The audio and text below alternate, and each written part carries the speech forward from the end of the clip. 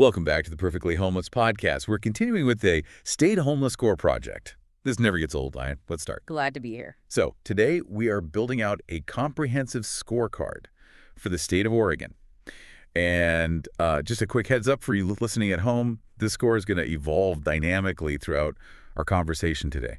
Right. We're not just giving you a number up front. Exactly. Yeah. We are filling this out category by category, so you really need to be patient as the full picture comes together. We're looking at the lived reality on the ground, the systems behind it, not just, flat statistics. Yeah, and to really understand Oregon, you kind of have to look at the macro view first, right? Yeah. So we have the data from the 2025 point-in-time count. This is that snapshot where on a single night in January, they counted 27,119 people experiencing homelessness across the state. 27,000. Yeah. And, when we say experiencing homelessness, we need to be incredibly clear about what that actually looks like on the ground, because it's not a monolith. No, not at all. Of those 27,000 individuals, 60.9% are unsheltered. Wow. Over 60%. Yeah. That means the vast majority are not, in a temporary cot in a warm room. They're living on concrete sidewalks, under highway overpasses, or out in nylon tents deep in the woods. Or sleeping in the driver's seat of their car. Exactly. They are surviving in spaces that were just explicitly not designed for human habitation. And geographically, I think it is so important to point out that this is not just a Portland issue. Right. Because that's a really common misconception you hear nationally, Right. Yes, if you look at Multnomah, Lane, and Marion counties, which is Portland, Eugene, and Salem. The major population centers. Right, they have the highest total count simply because that's where the most people live. But when you look at rural areas, places like Clatsop and Crook counties, Yeah. they actually have the highest rates of homelessness per 1,000 residents in the entire state. It's pervasive.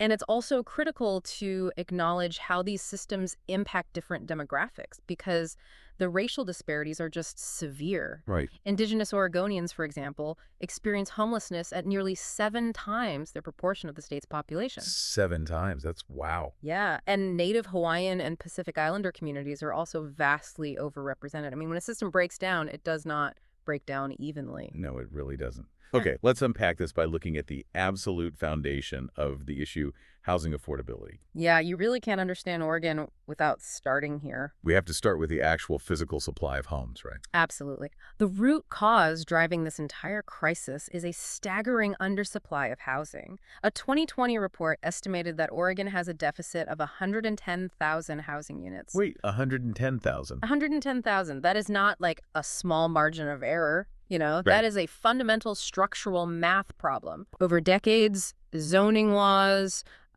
construction costs, population growth, they've all combined to create a scenario where demand just drastically outpaces the physical supply of buildings. Let's zoom in on a specific example to make this real for you listening, because 110,000 units can feel a bit abstract. Sure. Look at Newberg, Oregon. It's a city in Yamhill County. According to a recent housing needs analysis, if you want to afford a median-priced home there, your household needs an income of around $150,000 a year. Which is high. Very high. But here is the mechanism of the crisis.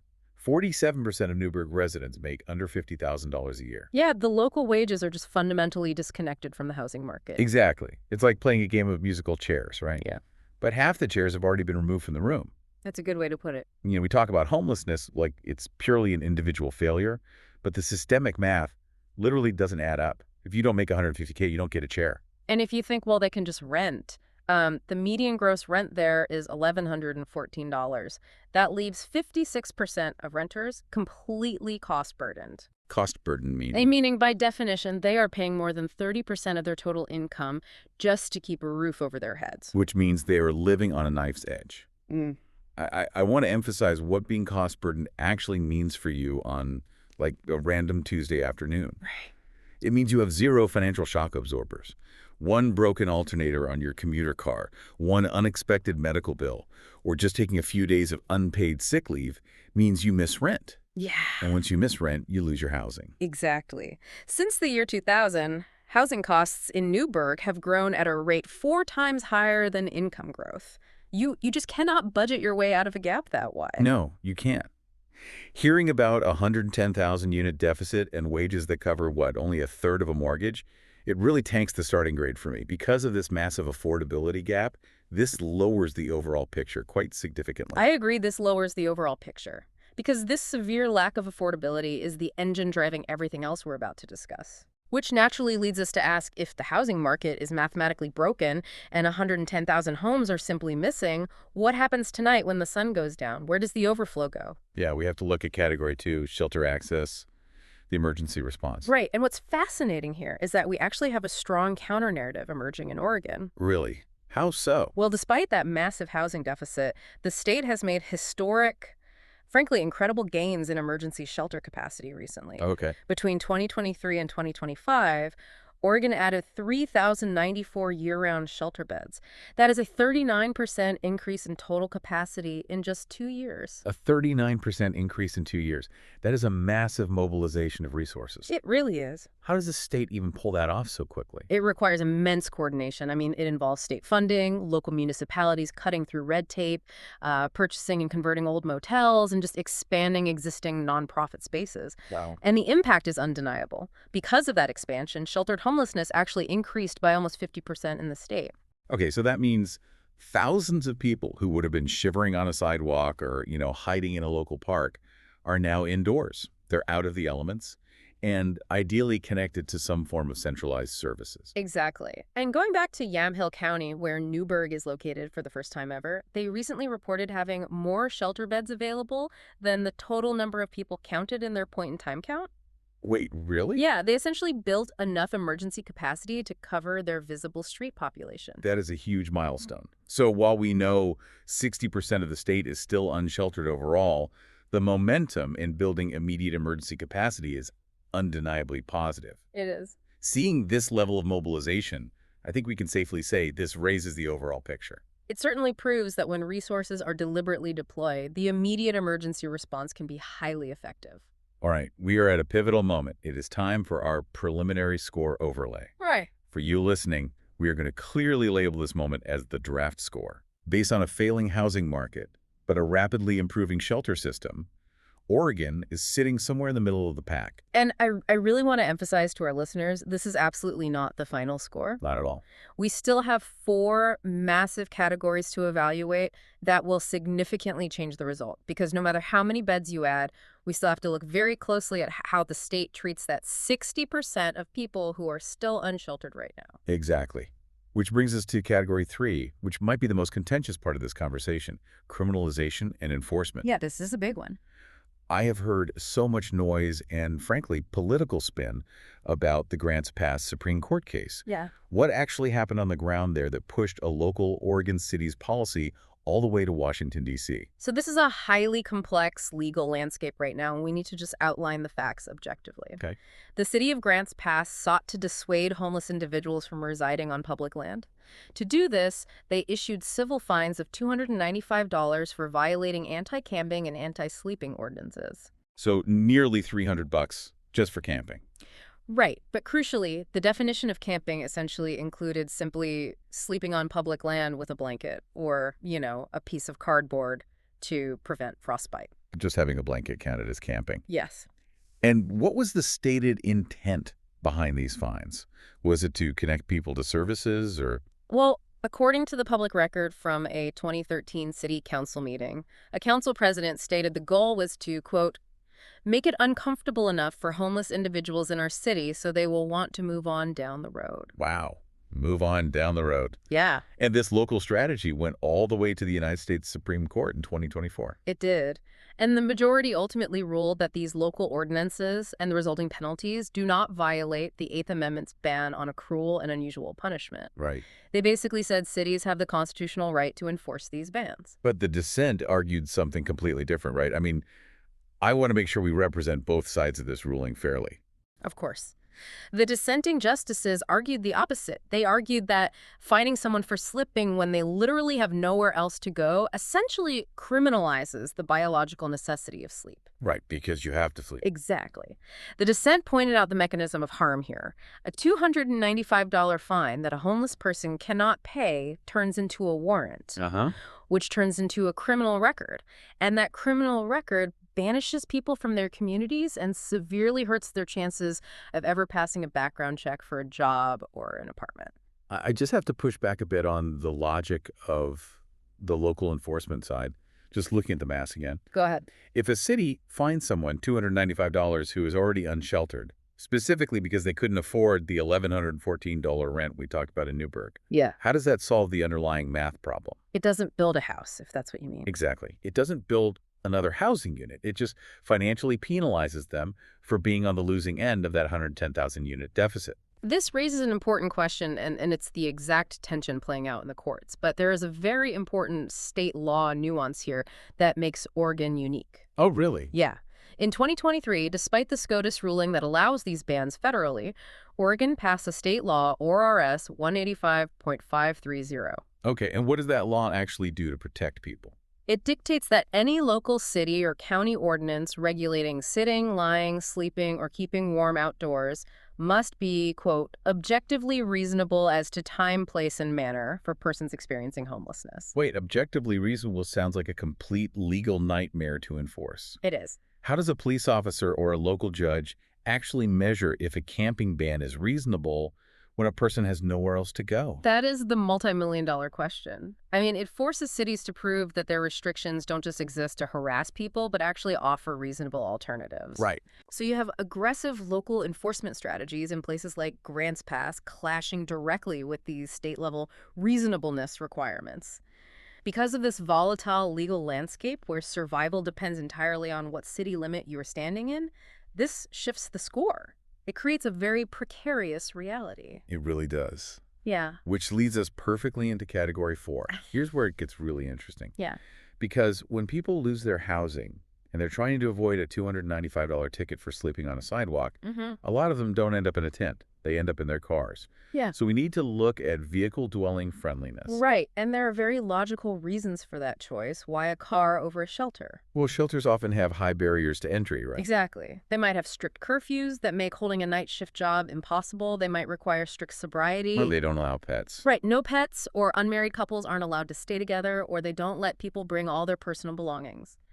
For many, a vehicle provides something a shelter bed cannot, a lockable door. Which is huge. It provides protection from the elements, personal safety from assault, and just a secure place to store what little they have left. And legally, Oregon law actually recognizes this reality, doesn't it? Like, state law explicitly states that car camping is a valid form of temporary shelter. And cities across the state are responding to this in incredibly innovative ways. They really are. Take Eugene, for example. They established an overnight parking program that allows up to 6 vehicles per site, usually utilizing the empty parking lots of religious institutions or local businesses. All right. And they even utilize something called Conestoga huts. I've seen pictures of these. What exactly makes a Conestoga hut better than, like, a tent? Well, a Conestoga hut is a 60-square-foot insulated mini shelter. It has a solid roof, hard walls, and most importantly, a lockable door. Again, with the lockable door. Yes. The psychological difference between a zippered nylon tent on a sidewalk and a hard-sided structure with a key is monumental for someone dealing with the trauma of homelessness. Oh, absolutely. And Eugene isn't alone. In Salem, their safe parking network goes even further, allowing RVs, camper trailers, tents, and tiny homes on wheels. Yeah. Newport opened a specific city-owned lot just for car camping and provided sanitary facilities. When you look at the national landscape where so many states are just outright banning RVs and towing anyone sleeping in a car, Oregon cities are actively building infrastructure to support vehicle dwellers. They are. Seeing them lean into this reality, this raises the overall picture. It absolutely does. But it's important to understand how they're doing it right. What do you mean? You can't just designate a gravel parking lot, tell people to park there, and walk away. That brings us to category 5, outreach and social services. Right, because an empty lot without support just becomes an unmanaged crisis over time. Exactly. What makes Oregon's safe parking programs effective is that they are designed as service hubs. Let's look at Redmond, Oregon. They partner with a local nonprofit called REACH. When a local church or business offers to host a safe parking site, RE East steps in and handles all the intake and case management. These programs mandate basic human dignity by design. Like what? They legally require toilets, hand washing stations, and trash receptacles to be on site. It's about maintaining a baseline standard of public health and individual dignity while people are in transition. I also read about a fascinating study from Portland State University that looked at what they called a push-pull strategy at the Baltic Rest area. Oh, yeah, the Baltic Rest area was an established, entrenched camp.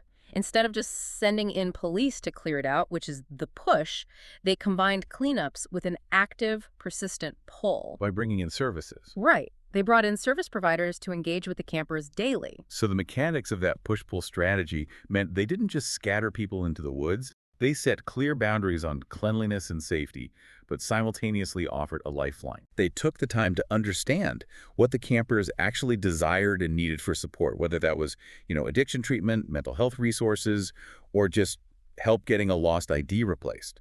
If we connect this to the bigger picture, you see how outreach in Oregon is deeply tethered to this vehicle friendliness. By giving people a legal, safe place to park their car, outreach workers know exactly where to find them the next day. That makes so much sense. They are utilizing the physical stability of the vehicle to anchor the delivery of social services. Because of this highly structured, humane approach to outreach, this shifts the score firmly upward. So what does this all mean? We have massive shelter expansion, we've got innovative vehicle programs, robust outreach. But all of this brings us to category 6, the final and maybe the most crucial question. Pathways to permanent housing. Right. Are these safe parking lots, these Conestoga huts, and these new shelter cots, are they a waiting room or are they an actual doorway to a permanent home? Well, we have some solid data on this from the city of Beaverton. Their safe parking program is managed by a local nonprofit called Just Compassion. Okay, what do their numbers say? According to their reports, out of 108 individuals served by the program, 49 successfully transitioned into stable housing. Wait, 49 out of 108. That is nearly half. That's a remarkably high success rate for a transitional program dealing with a highly vulnerable population. It is impressive. It shows that the case management works when applied correctly. But I have to remind you of the devastating reality check we established at the very beginning of this conversation. Oregon needs an estimated 29,000 housing units right now just to house the current houseless population. Yes. And the Yamhill Community Action Partnership recently reported up to a 50% deficit for certain low-income housing ranges. This is the critical bottleneck. I kind of think of it like an emergency room triage. Oregon is building a highly efficient, state-of-the-art waiting room. The triage nurses are empathetic, they've added hundreds of comfortable chairs, and they are managing the immediate bleeding perfectly. But the actual hospital wards, the permanent housing units, are completely full. You can have the most brilliant case management in the world at a safe parking site in Beaverton, but eventually they need an actual physical apartment to place that person into. Right. If the units simply do not exist, the discharge process is entirely broken. The pathway is blocked. That is the exact reality. The emergency response is highly organized and well-funded, but the destination is largely missing. Right. So based on this, the current draft score is, well, it's heavily conflicted by this massive structural roadblock. It is time to finalize the board. Let's do our final summary. Let's review the major strengths and weaknesses we've uncovered today. On the strength side, Oregon has achieved a massive expansion of immediate shelter beds, a remarkable 39% increase in 2 years. Huge. They have highly organized, forward-thinking safe parking programs in cities like Eugene, Salem, and Redmond that treat vehicle dwellers with dignity. Yeah. And they have state-level laws like ORS 195.530 designed to legally protect the reasonable survival acts of people living outside. But on the weaknesses side, we have a crippling systemic housing undersupply of 110,000 units.